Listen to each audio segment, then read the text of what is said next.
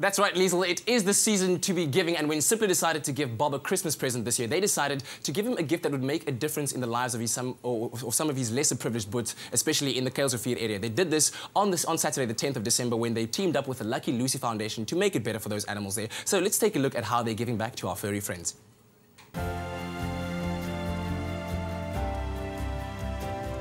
CiplaVet's have donated about 5,500 rands worth of dewormers and Fiprotec, which is for fleas and ticks, to this community and to help the Lucky Lucy Foundation with the wonderful work that they do here.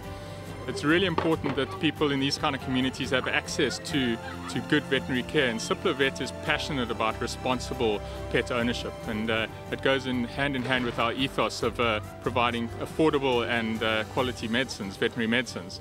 So we've teamed up with the Lucky Lucy Foundation and have donated all of this deworm and Fiprotec basically to help this community who doesn't have access to veterinary care very often other than the Lucky Lucy Foundation. It's just a wonderful job that Lucky Lucy Foundation do, and we're really proud to be involved with it as well.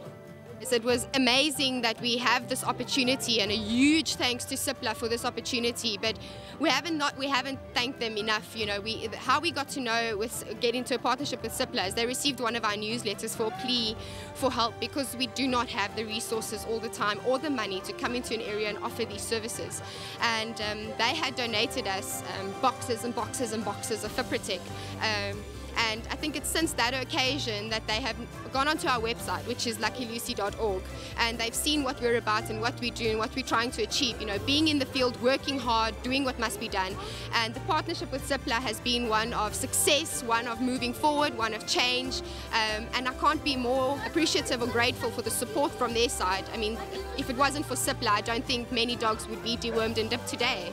Very nice today for me, for my animals, because I'm poor. I can't go to the doctor and pay money for the doctor. So I appreciate what the people doing here for me.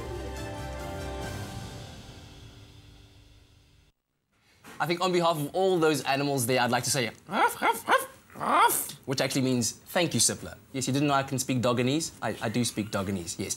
And so with me this morning, I have Craig, who's the MD of Cipla, and also Richelle from the Lucky Lucy Foundation. Welcome to both of you. And Craig, I'm going to ask you the first question first. Tell us about the whole entire day and what happened there.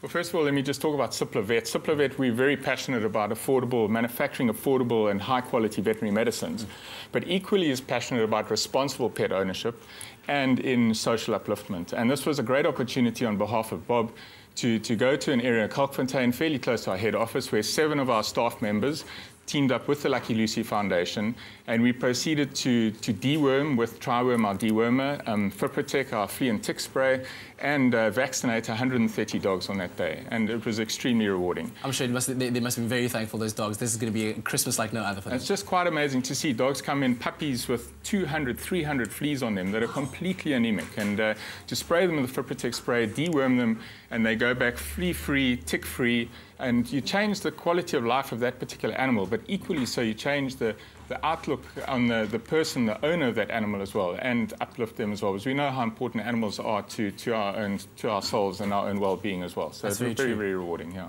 Now, Richelle, you're from the Lucky Lucy Foundation. Tell us about the organisation, how it started. I believe you started in 2010, right? Yeah. And the work that you do there. Yeah. Basically, we started out, we've been involved in animal welfare ever since. And in January 2010, at the time we were volunteering at the Wellington SPCA, we were alerted to a dog being tied to the railway line, which is, in fact, little Lucy lying here with her 3 legs. She was tied to the railway line, she was pregnant, and she had been hit by a train. 5 trains or so or more went over her for more than 5 hours. And yeah, we rescued her, and we started the foundation because of that, in terms of the fact that not only the shock of abuse or the horror of it, but the fact that we realized that there's not only a problem morally out there, but there's a problem with education and I think a lack of support from the public and society itself in terms of animal welfare as well as upliftment of destitute families. Yeah. And so tell me about the work that you do in terms of, because there's an animal aspect of it, and then there's also a people's aspect of it. Yes, well, basically the Lucky Lucy Foundation, we rescue and rehabilitate the very neglected and abused animals. We basically focus on the no hope left animals. But in terms of doing that in the same light, we believe in social responsibility, social upliftment. So we focus on educating and uplifting by instilling skills programs for destitute and impoverished people, families and children. In terms of giving people education, our motto is do not confiscate and euthanize, educate and sterilize, and that's what we believe in. We believe in you know, social responsibility, feeding programs in terms of families and people. At the end of the day, you cannot expect a poor man to feed himself if he can't even feed his dog. So we work through the animals to help them not only better themselves but better their lives for their animals, and we do it through mass sterilization campaigns, mass education, mass vaccination, mass dipping, as we have done with Cipla. I mean, I don't think that day we could have done 130 dogs without Cipla, and we are immensely thankful. Fantastic stuff. So, Craig, how can people get involved if they want to be donors or they want to just get involved in the initiative? Well, I think Richelle can just outline the Lucky Lucy Foundation and how they can get involved there. As a company, we do support welfare very much so, SPCA and a number of welfare organisations, and they're welcome to approach us, and otherwise then for the Lucky Lucy Foundation as well. Yeah. And where can they reach you guys? Well, we've got a website, which is www.luckylucy.org. We also have a very active Facebook page if everyone wants to see our daily life in Lucky Lucyville, and that's Lucky Lucy Foundation Facebook page.